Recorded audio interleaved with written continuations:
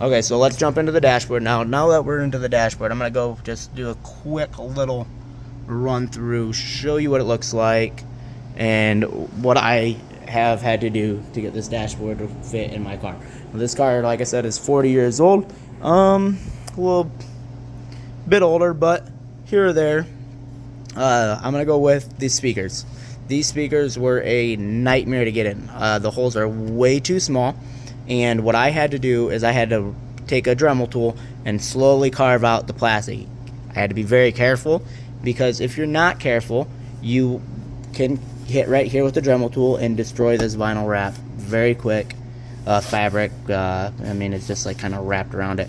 But you can destroy this very quickly with the Dremel tool. If you slip one time, I mean, $800 gone. So, like I said, this is what I did. The hole was, I would say I had to take that much material out of it to get it to fit right here, and I had to take about a ½ inch out of, well, probably 3/8 on both sides. Right here, probably about the same, probably about a ½ inch, and probably 3/8 on these sides to get this to fit in there. I also, because of how tight it fits on the fabric around here, what I had to do is kind of sand, just to make this speaker so it wasn't sharp. When I put it in, I didn't want it to cut the vinyl. Okay, so that's that. This right here, actually, to be honest, went in without a problem. It was awesome. That's the only thing I did not actually have to do any modifications with. Went in super easy. No holes are pre-drilled, so none of these holes right here to hold your glove box on, hold any of this is pre-drilled. They are marked. Awesome, right? No, they are not marked where they need to be. So when I went in here and started to do some of these things, I knew test fitting, number one, measure twice, cut once kind of thing. Put it in there, marked the holes. Some of them lined up, some of them didn't. Very cautious on using their little marked holes. I'm pretty sure that they're just marked from when they copied the original one. And with shrinkage and everything else like that, and also how they probably formed the new plastic on there, you'll have them little dimples and stuff. Make you want to think that they're where they need to be, but in my case, most of the holes that looked like that's where they needed to be did not line up. Okay, so going with these are extremely tight. The guy recommended to me taking a heat gun, heating this up, and getting it pliable to where you can fit it in there. Okay, so air duct grills extremely tight. Not only are they extremely tight, we'll go into the next issue I have is the angle to get the air grill in there. Okay, is not right. So when you end up putting it in there, you're either way too far this way, or see, the angle goes like this, so it'll actually sit like really crooked. Very hard to get that out of it. So what I ended up doing is making some little plastic shims like this to get that angle to work. This is the reason why this job is actually taking me 12 hours to get this thing in there. I'm not gonna just throw the thing together. I do 100% custom work, top line.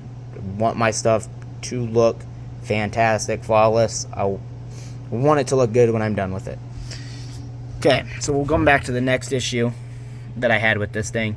Is this, as now I have worked it, I have been heating up right here with a heat gun, not on the outside, on the inside, getting up underneath the car, or underneath, laying down right here. Very little room, very challenging. I actually had my wife handing me the heat gun, and then I'll hop out, and then I'll slowly pull back on this plastic to get it to where this will shift over that way. We are really, really, really close. I am probably now about, I'm going to call that an 1/8 inch, and realistically this will move a little bit that way. I can also heat this up a little bit on this side of the plastic, not on the foam, but on the plastic, and I might be able to get that last little 1/8 inch out. I have already got 3/8 of an inch out of it. Yes, it was 3/8 of an inch off, and it looks way better. The driver's side, between the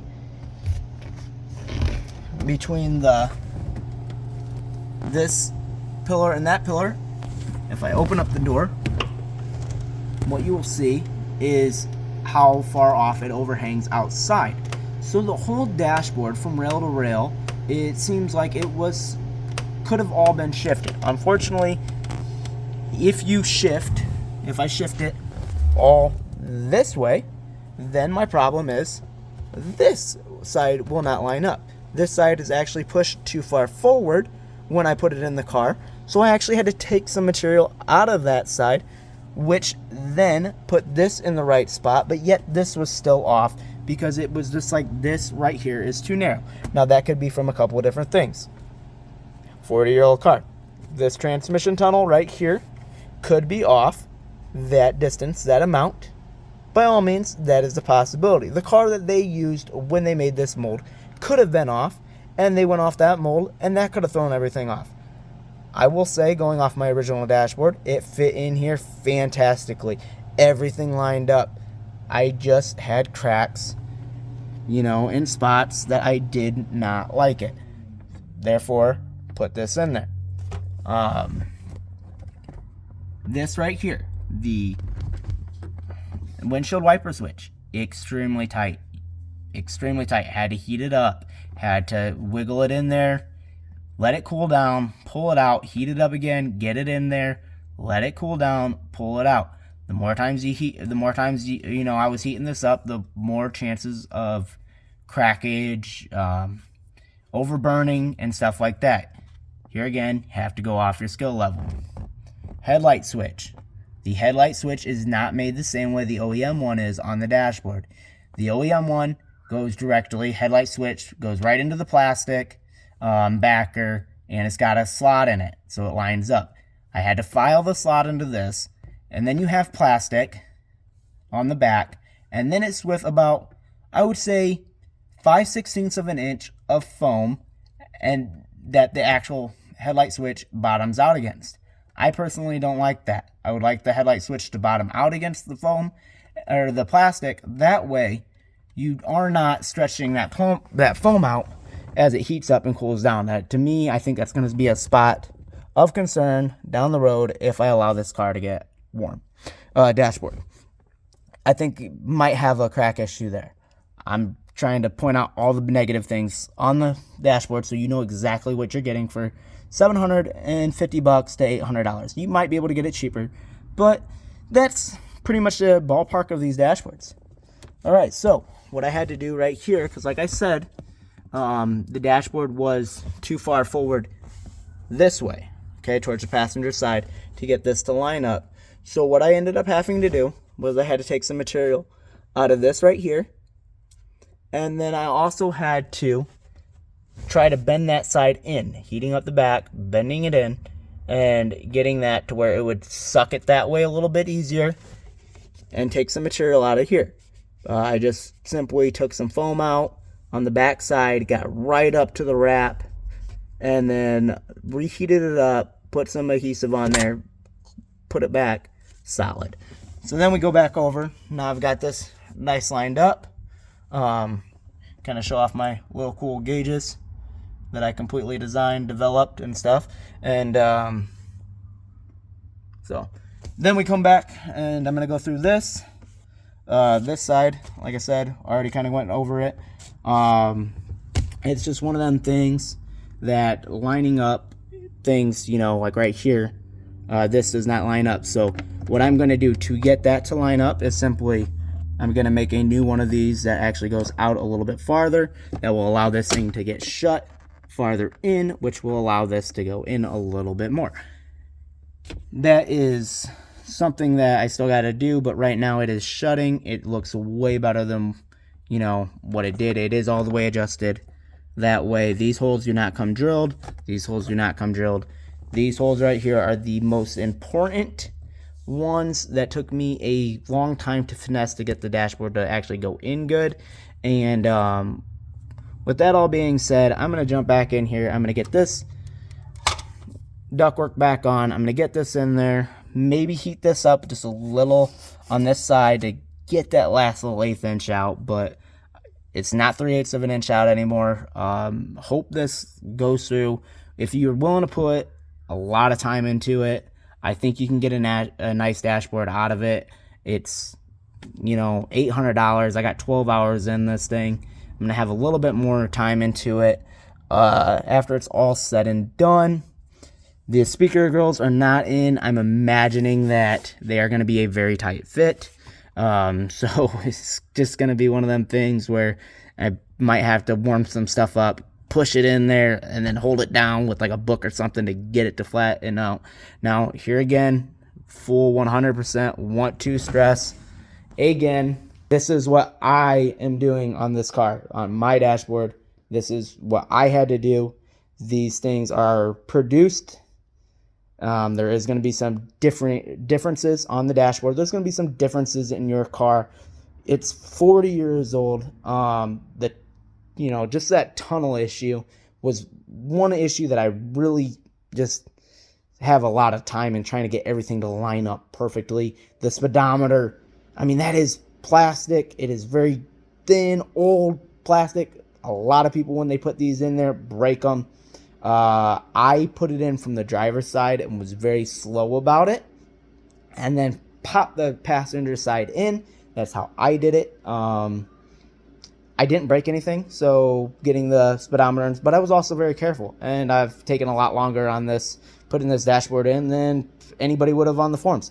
I mean, a lot of people say, oh, I've got it in 3 hours. Well, you know, my dashboard, when I'm done with it, I'm really hoping, fingers crossed, is going to look flawlessly like the rest of my interior does on this car. And then we're going to get back to the fourth paint job that I'm going to put on it. Again, it's not really the paint issue at this point. It's more of this thing is accident prone. I might as well paint a bullseye sign on the outside of it because it got hit when it was just parked. So that's in the garage again. Might as well get everything done. The little odds and ends I noticed when I put the last 3,000 miles on it that I really just wanted to get fixed up and really, really cool, and just sit in the passenger or driver's seat and enjoy my drive looking at a nice crisp dashboard. But at the end of the day, I got to be happy with what I have in it, and with that being off 3/8 of an inch and the ductwork being kind of off and doing those little odds and ends, I'm going to be happy with the final result. It means I'm going to be able to enjoy my car when I'm driving it, which is what we all want to do. Heat gun aside of things, a heat gun will destroy these dashboards extremely fast. I actually am I did it, but I advise against it. I mean, I literally this is what I did, and I know my skill level. If you don't know how to use a heat gun, I am telling you, you will destroy and throw away $800 extremely fast. Extremely fast, you will throw it away. You can warp the vinyl, you can make it look really crappy, and you would have wished you just left your original one in there. You can fiberglass over the top. You can do a lot of things to your original one to get it to look appealing. But is it going to be 100% show quality doing that? Maybe. It depends on your fiberglass skills. It depends on how much time you're willing to put into something. And at the end of the day, that's what is going to get you a good product. Even if you have I would say this thing is it's probably like a Friday part or a Monday part that, they didn't even look at. They just shipped it in the box and came all with a bunch of issues. And at the end of the day, I still think that this dashboard is going to look fantastic. I think I overpaid for the quality of it, but the delamination issues, having to re-glue some stuff back on, that is just the nature of buying remanufactured parts that can't be, this is very involved. So I'm not knocking the manufacturer for the parts. I just do think that there is a lot of things that they need to improve on. This is not just my issue that I've had with this. If you read the forums, do your research before you get these. Do not go off of manufacturer reviews, because they will lead you to believe like this thing is, it's so amazing, it goes right on. Go read up on the forums. The forums where people actually go through and talk about the issues they had, you will notice on them forums you are going to get legitimate reviews, legitimate answers that you need. You are not going to be getting the beat around the bush. You're going to hear some people that said they threw it in there and it looks fantastic, but their body lines at the end of the day aren't going to be 100%. Maybe they were, maybe they got lucky, maybe everything matched up. But to get something perfect, you're going to have your time in a 40-year-old car. It's just, it is what it is. This is my personal project. This is my car. I'm willing to go the extra mile to put a couple extra hours into something like this to get something to be perfect. If I do jobs, which I typically don't do jobs for people, but if I do, I let them know, like, hey, you got tier bracket number 1, you're going to get top end, 100% quality. You got level number 2, which I'm going to get it in there. It's going to be functional. Some of the things might not line up. And you got option 3, which I'm just not even going to deal with it, because at the end of the day, you do have that price gap where somebody really doesn't want to pay for the labor. And no matter what you do, they're just not going to be happy. You could make it 100% good, and I tend to shy away from that, which you guys know who that is. I mean, it is what it is. So hopefully this review helps people out. Just going over some of the things. I mean, the vinyl itself is comparable thickness to the OEM one. It is thinner. The plastic is thinner. I know this is probably going to be a long video, but I want you guys to know exactly what you're getting when you get into this. These mounting brackets on the back of this stuff, it does not line up right in the middle. That is not an issue. Okay, you're still going to have a good enough amount of meat to get these things to line up and be solid and secure.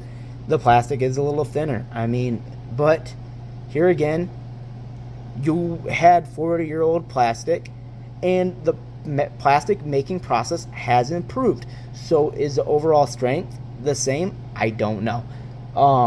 It is thinner. I'm just going off the facts. And I hope this video helps people out. The amount of work that is going to take them to get this in there. And also, by all means, test fit it before you got everything in there. Unfortunately, you cannot really, I couldn't do it without having my speedometer in there, because my speedometer is an exact size. And this thing is flexible without my speedometer in there. So if I take that cluster out, yeah, I could get things to line up. But I had to put it in there to get it to line up, which puts me in the issue where, how many times do you want to pull the dashboard out, put it back in, pull it out to get everything perfect before you realize that every time you do that, I was taking a chance of breaking the speedometer. So I, do that. And then I got to the point to where I am now, where, okay, it's better to kind of have it off with the thing set up, focus on the driver's side, then I'm going to focus on the passenger side. This is how I've done it. That way I'm not taking a chance of breaking the plastic. Speedometer, I really don't want to spend, I think it's like $200 to $300 on that. And, I just literally bought one, I think it was 2 years ago. So I really don't want to have to replace it. It's practically brand new. But this is just little things that this dashboard can cause you. It can cost you a $300 speedometer bezel thing. I think they're not quite $300, but it can cost you that. Okay, you also have to take out the plastic pillars. Obviously, these are expensive here. You got to take some of that out to get your dashboard out and to get it to go in easier. This stuff is expensive. So realistically, this can be a job to where if you don't want to already spend the $800, you got a lot of other money that you could potentially break when you are going to install this. But here again, for the last is what I did. I hope this review helps any of you guys out, because I did go over a lot of the negatives on this, a lot of the things I think that they could touch up on and improve. They could have made a little bit bigger, and I know why they make them smaller, because then you do have the opportunity to make it bigger, but you can't really make it smaller. So I get it. This issue right here, heating this up from the back and then just slowly bending this to get my 3/8 of an inch out with the heat gun, is extremely scary. You don't want to overbend it. You don't want to heat it up too much. And I mean, I know I'm making this out to be like a little bit worse than probably what you guys are like, oh my goodness. But people that do not know what they're doing and they think that they're going to jump into this and they're going to do it right off the bat, I'm not making a video like that. I'm just trying to give the person who might buy one of these a good review on the product that they are getting. Even if you decide to have somebody professionally put this in there, they are going to have to do a lot of work. They might not have to, but in my case, and to my knowledge, they are going to have to do a lot of fitment work and be prepared to pay a really good lump of money, because 12 hours of my time on my car, I'm not going to charge myself, you know. I get enjoyment out of it, but if I was working on somebody else's car, this would be $75 an hour all day. There is a lot of liability, a lot of issues, and when I say a lot of liability, not really like, oh my goodness, you know, I'm worried about somebody, you know, messing something up or something. This is an $800 part. There's a liability that I can screw it up every time I take that heat gun to it. So with that being said, there's overhead in there. You have to charge, you know, $75 to $85 an hour when you're dealing with something like this. Just, I mean, they're not trying to rip you off. Okay, now if they come back out there and they say, okay, that thing took me 30 hours, that's a rip off. I got 12 hours in this. If they come back and say, hey man, that thing took me 15 hours, by the time it's all said and done, I will have 15 hours in this. That is not a ripoff. They are giving you a legitimate price. So, I mean, now you, here again, got tiers, you know, professional quality, you know, care about every little detail. Get it in there, get it functional. It looks better than the original one. You know, to do that, 6 hours, not even. I mean, honestly, I could have threw this thing in there, cut that thing up there, and put a little bit of, you know, let me realize this too. You know, I'm going to have to dye this. You don't have to do that, but that's a little extra step that I'm going to do because I don't want to see that when I open up the door. That's the foam overlap because they didn't overlap the vinyl. And they did that on a lot of things. They did that on the speedometer area. So if you have your cluster in too far, you will see that purple foam completely space that out. But this is stuff that, you know, throw it in there, be done in 4 hours, rock it out, go, love it. You'll probably still be happy with the end result. But if you're picky, you'll not be. So hope this video helps anybody. Hope this review helps you guys out. I know it's a long video, apologize, but thank you guys for watching.